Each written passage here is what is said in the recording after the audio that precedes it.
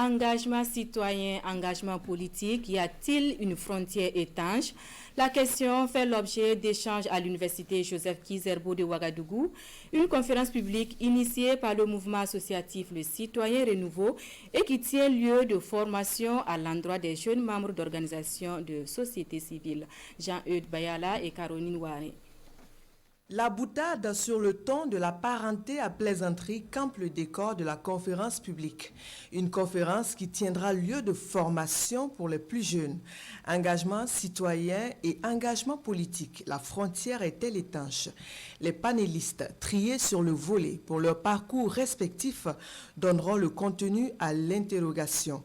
Le mouvement citoyen du renouveau, initiateur de la conférence, inscrit l'activité au compte de la contribution à l'édification de la nation. Le mouvement associatif citoyen du renouveau s'est engagé depuis sa création à faire en sorte que des idées qui permettent donc de contribuer à installer durablement le renouveau puissent en tout cas éclore et trouver un écho auprès de la jeunesse ou auprès de tous ceux qui souhaitent contribuer au développement harmonieux endogène de notre pays. Et nous avons choisi comme mot d'action les formations, les labos citoyens, les études et bien entendu donc développer des projets sur le terrain, des projets de solidarité, des projets qui permettent à toutes les couches donc d'apporter leur contribution au développement de notre pays. D'une génération à une autre, le souci de participer à l'effort de construction de citoyens modèles est partagé. Du haut du parcours politique et associatif que le Burkina le reconnaît, l'appel du professeur Jean-Marc Palme est à l'engagement des plus jeunes. Le thème est vraiment important, c'est-à-dire engagement politique, engagement citoyen. Est-ce qu'il y a une muraille de Chine entre les deux? Ce que j'ai dit un peu dans mon introduction, c'est qu'en fait, il y a une base commune entre engagement politique, engagement citoyen. C'est parce qu'on a des idéaux à défendre. C'est parce qu'on a un projet de société qu'on s'engage, que ce soit de manière citoyenne ou sur le plan politique. Donc, en réalité, les deux se rejoignent. En l'espace d'une année d'existence, le mouvement du renouveau citoyen compte nombre d'activités de la nature de cette conférence publique. Des activités s'inscrivant dans l'ordre de l'incitation à la participation citoyenne. Initialement prévu du 24 au 28 mars dernier, c'est finalement aujourd'hui qu'a débuté la 7e conférence du district 9101 du Rotary, une rencontre annuelle qui se tient par visioconférence.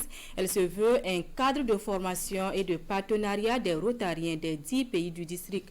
Il sera également question du bilan des programmes d'activité, nous disent Roger Kam et Oumou Sissi. Le Rotary connecte le monde. Ce thème du mandat 2019-2020 du Rotary International a tout son sens à cette 7e conférence du district 9101 de l'organisation.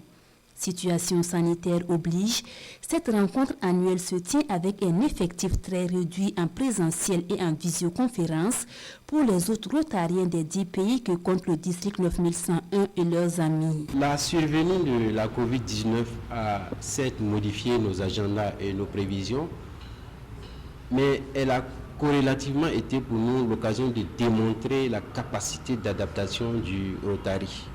Et vous avez dû certainement constater sur le terrain la multiplication des actions des différents clubs Rotary au profit des communautés. Une situation sanitaire mondiale qui n'a donc entaché à rien la volonté des Rotariens de servir leur communauté. Le mandat 2019-2020, c'est peut-être les autres qui donneront leur jugement.